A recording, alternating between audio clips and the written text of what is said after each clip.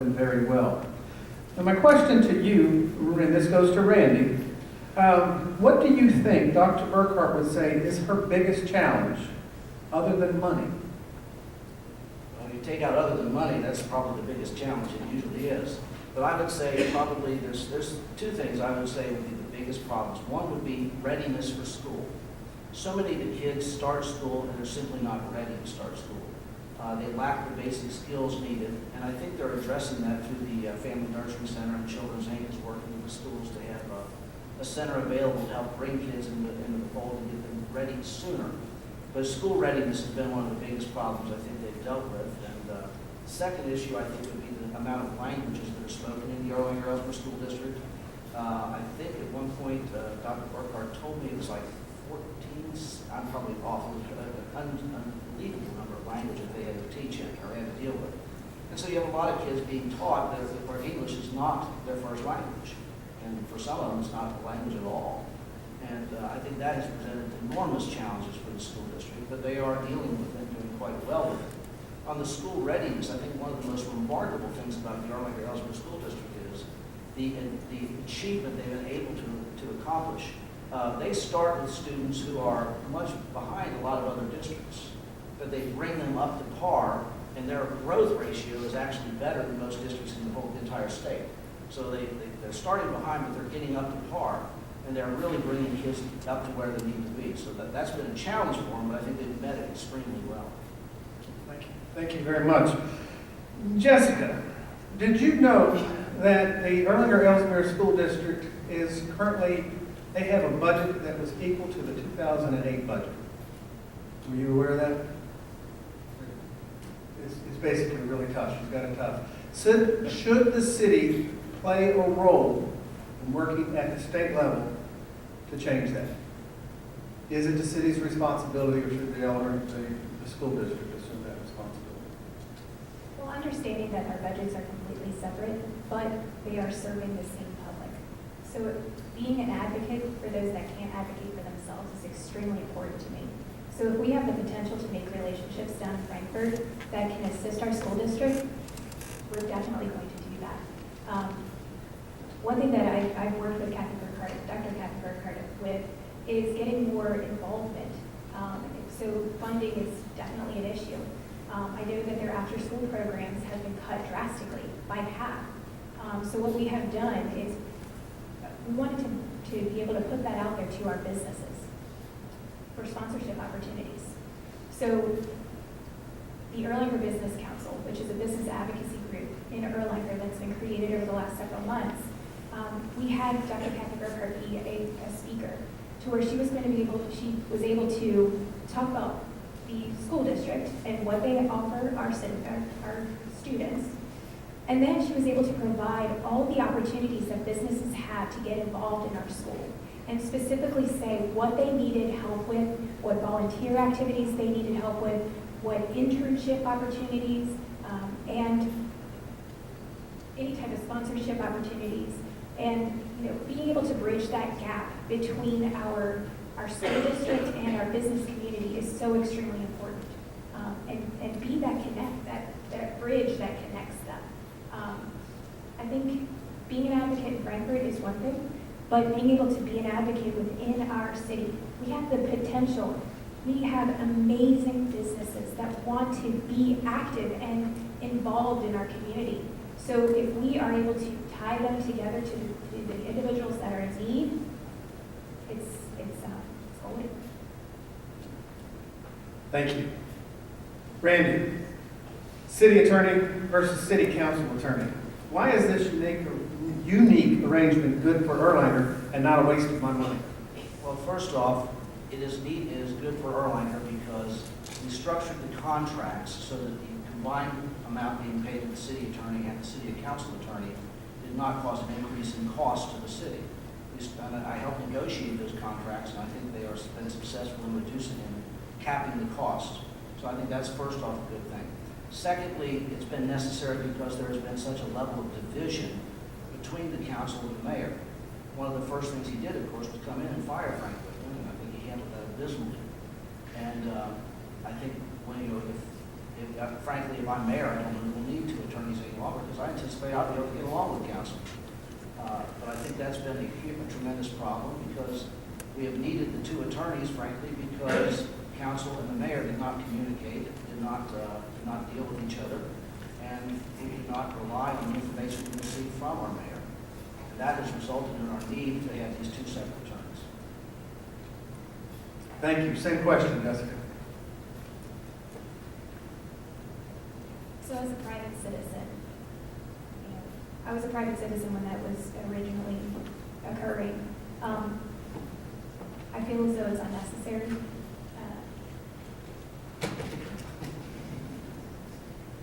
It's a duplication of services, to be honest. Whether or not you trust or not trust somebody, I think is irrelevant. When you're talking about a city attorney, the city council attorney position is the only one, we're the only one in the state of Kentucky that has one. So I don't know if it's necessarily a good use of our taxpayer dollars. However, the way the contract is written, it's not up to a mayor to make that decision in order to terminate or continue the contract. It's written and a majority of council has to make that decision.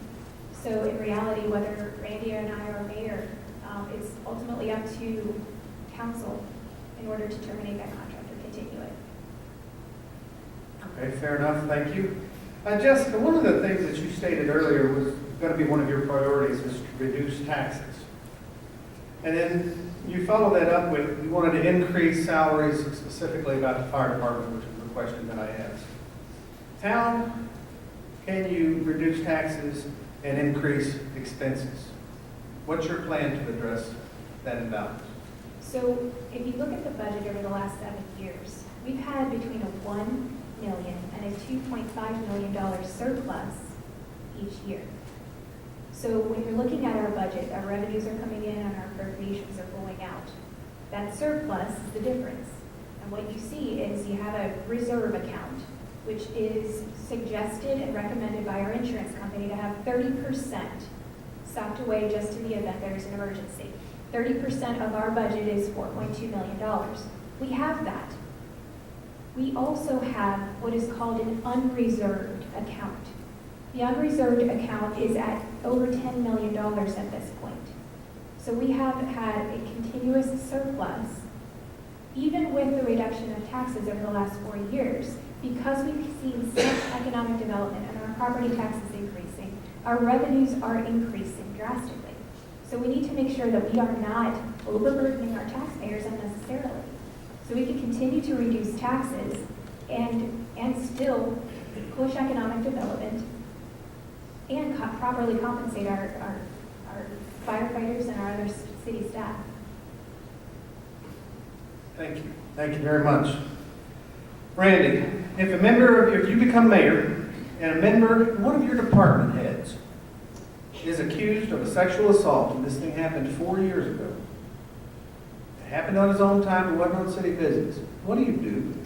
Well, I think the first thing you would do is have an investigation performed. In that circumstance, I would probably retain outside counsel to do the investigation because in-house counsel, city attorney or city council attorney may know the individual involved, and that could create an inherent conflict of interest. So I think you probably want an outside counsel to perform the investigation. And depending on the nature of the allegation, if it was a civil matter, you'd probably just have counsel investigate it. If it was more of a criminal matter, you'd probably want to have a police agency investigate it.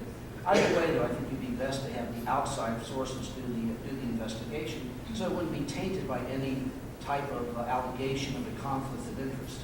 So I think we have to have that investigation performed, and then probably, depending on most likely on the allegation, we'd probably put the person on a paid administrative leave pending the outcome of the investigation. And ultimately, if the investigation, the allegations are found to be substantiated, we would have to initiate probably some type of disciplinary proceedings. All of the employees of Erlanger have due process rights. So we would have to provide a hearing for that individual, we'd have to present evidence at that hearing, and then ultimately council would make a decision as to whether the allegations were proved or not proved. But we would protect that individual's rights. And anytime you have an allegation of this nature, you have to balance between protecting the public and protecting the rights of the individual. You certainly don't want to run roughshod over either. So I think an impartial, true investigation by outside sources would be the way to proceed, and ultimately end up, if it is found to be, found to have merit, we would have a due process hearing and make a determination as to whether discipline is needed, or whether termination is needed, or whether the person has been exonerated. Thank you very much.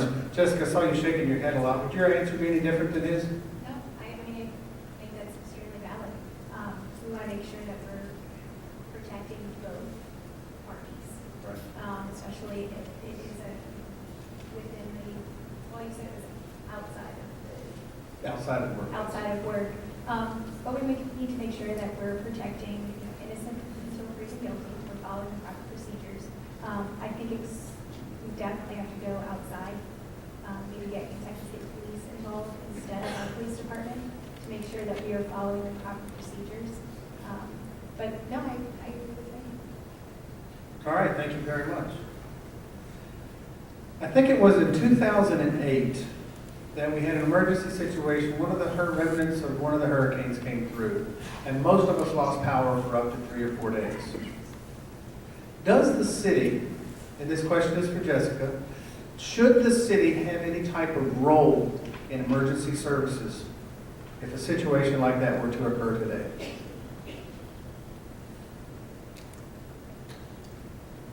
And I'll preface that. After that event, I had heard certain conversations that, hey, we're going to get together, we're going to have a meeting.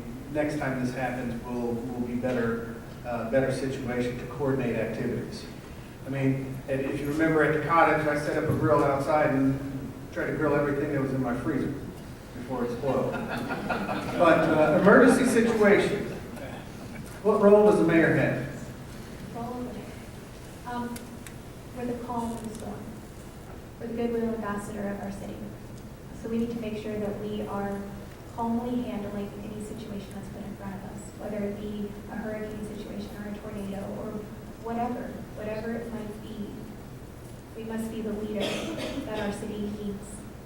So if that means we need to reach out to other nonprofits in order to get food supplies, or we need to reach out to St. Vincent de Paul to get clothing, whatever we need to do, we're going to do it. Because that's what we are here to do, to support our citizens. Fair. Any difference? Yes, actually, the city has developed an emergency plan on how to deal with these things. It's been in place for a number of years. It was developed when Mr. Otto here was our mayor. And it lays out point by point exactly what we're supposed to do in the event of an emergency, depending on the type of emergency. And the mayor is sometimes the public face of the city, making statements to the media and so forth. But ultimately, the mayor needs to stay out of the way and let the emergency personnel do their job. But we already have a plan for that. And of course, we need to look at it occasionally to see if we need to update it, revise it. Plus, there's been some things changed since that plan was put in place. You see an epidemic of school shootings that was probably not in existence at the time we developed that plan. And so we probably need to look at some of those issues. But we actually do have a plan that's already there that lays out the procedures. All right, I know you were both at the last debate, and you both heard this question, but I'm going to ask it anyway. Merged services. Erlanger and Ellesmere successfully merged their education system in 1928. And this question goes to you first, Randy. Would it make sense to merge additional departments with neighboring cities, such as Ellesmere, to eliminate redundancies? Yes. I think we always need to be on the lookout for services that we can merge. We've done this over the years. It's not a hypothetical question. Erlanger, of course, had merged and provided services for police with Crescent Springs, and that was actually quite successful. Now Crescent Springs has gone to Mill Hills. I think they can get it done, but for less money, and I say more power to them if we can. But we've also done that. We ran dispatch for many cities in the county for a number of years. And we have interlocal agreements and mutual aid agreements with any number of cities to provide fire protection when they need it, to provide police protection when they need it. So we already are doing that to a certain extent. We've done it actually, like I said, with the police and dispatch, and certainly I'm always on the lookout for opportunity to do that, because we do have a lot of small communities in northern Kentucky. If I get in my car and drive from Erlanger to Cincinnati, I think we've got 19 different cities. and there's certainly going to be some overlap of services there. So I think we always have to be open to that so that we can better protect the taxpayer money. Is there something that stands out as ripe for merger? Well, I think probably the most obvious areas would be police and fire.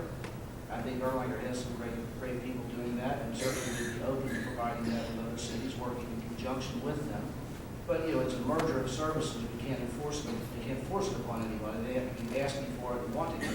In the police realm, for example, Crescent Springs could not afford to maintain its own police service. So they approached us about merging services, and we were glad to do so. I think it worked out well economically for both cities, and obviously they're continuing to work with another city. So I think those are certain areas you can look at. It would not present a problem for us to do that, but we need to be planning for it. We need to be asked to do it, of course. Thank you. Thank you. Jessica, same question. I think we could go a little further than fire and police. Something that the Kenton County Sheriff offers is the collection of delinquent property taxes. So they collect all your property taxes for you for a certain percentage of the collection, which is approximately 2%. And then what winds up happening is you don't have any delinquencies on your financial books. They basically buy your book of delinquencies for that percentage. And at the end of the year, you are clear of delinquencies. You don't have to worry about going after delinquent taxpayers, non-taxpayers.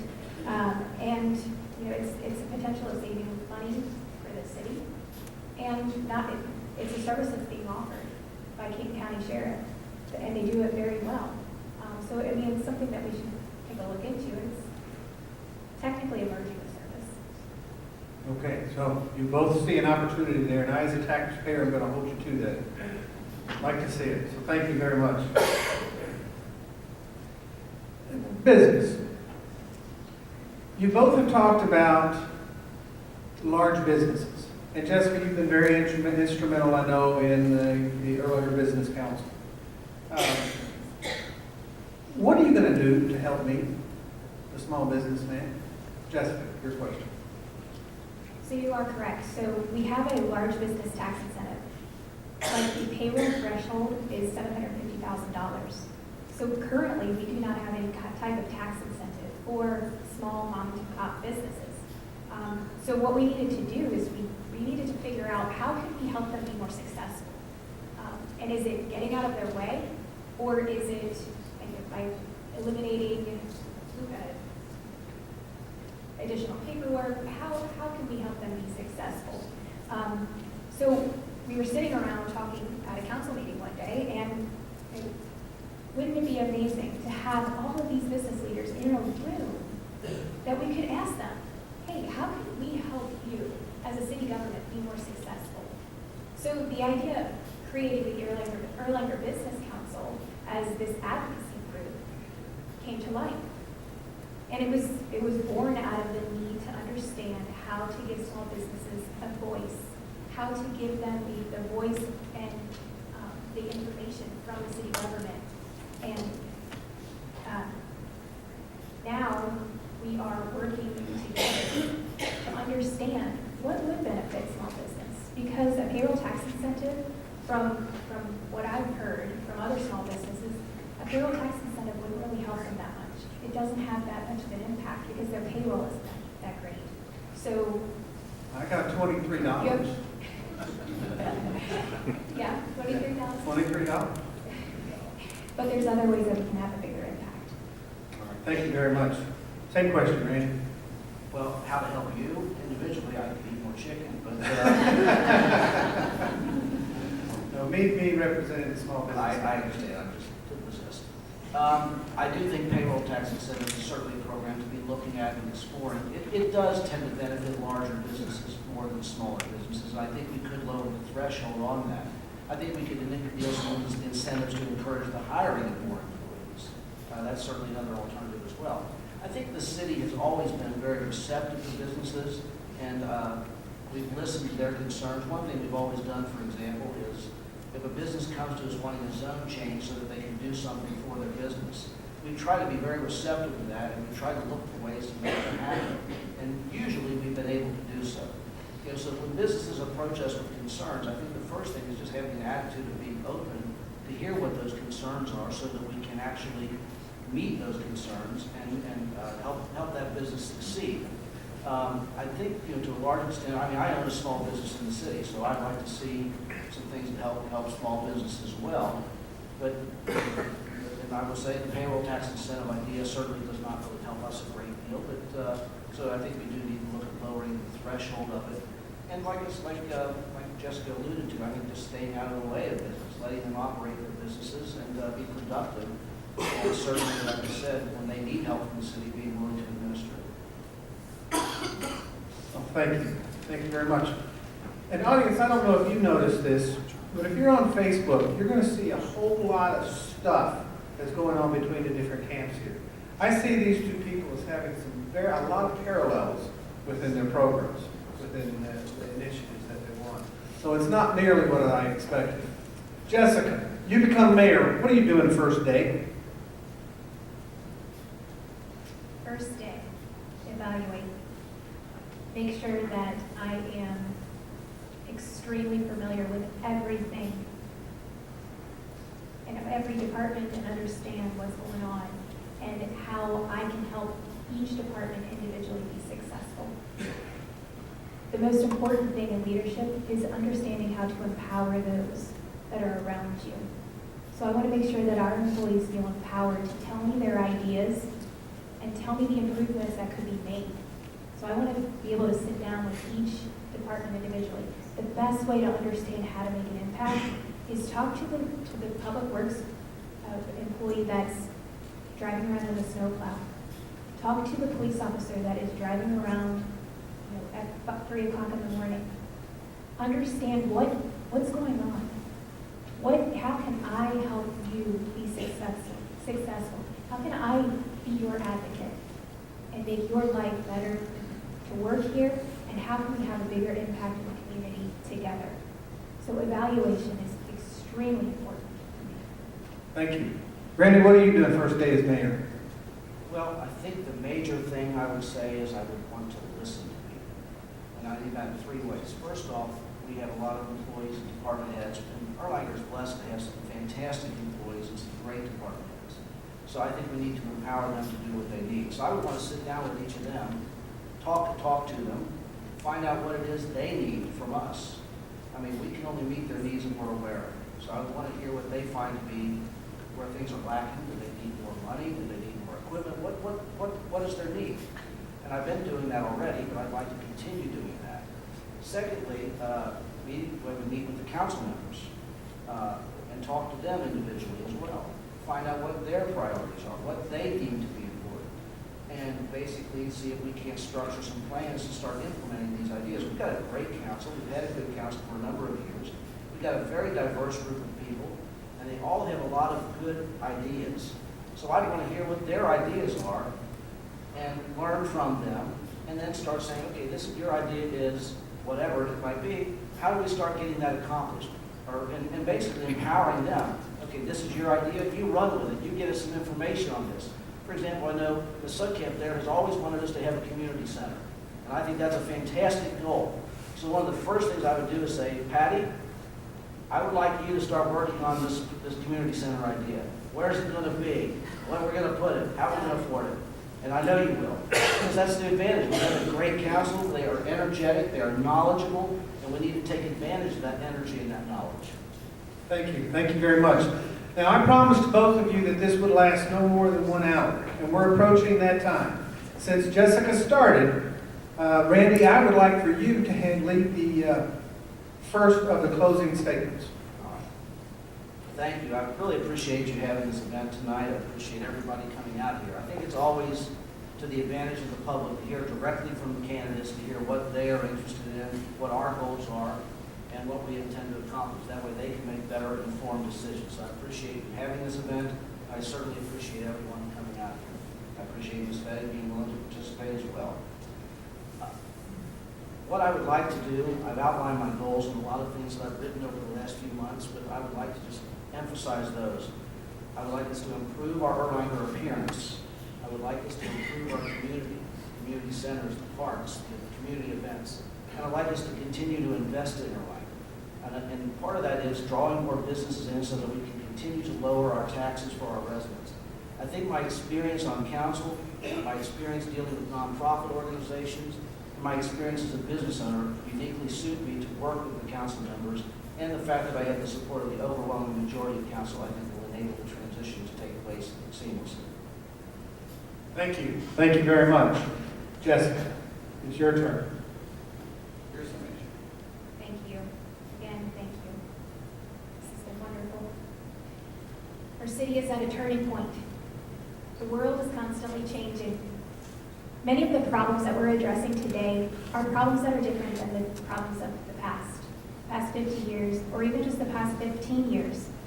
Business as usual and status quo cannot lead us into the next generation. Erlanger is great and unique. For it to remain great, we need new ideas, creative thinking, and courage to carry us forward. We face new issues and problems that we've never faced before. The heroin epidemic, the pension crisis, and years of neglect of our infrastructure. If we sit back and wait for others to develop solutions to these issues, we not only sacrifice our greatness, but we risk losing our uniqueness. Erlanger is in a position to be a leader in our region, to develop new and innovative ideas and solutions, to be a shining city on the hill. Thank you. I'm back. Thank you. Thank you very much. It's a good spot to end, but she's getting ready to hit her dinger. So,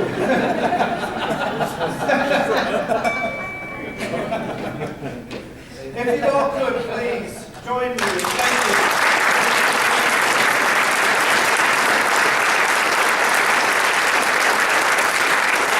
And thank you, Erlanger School Board, for the use of your facilities. Please don't hesitate to meet Diane O'Toole in the back with the Kenton County Alliance. As I understand it, candidates, this was going to be your last forum. Is that correct? So you can each take a deep breath. Thank you all very much on behalf of the Kenton County Rotary. Thank you.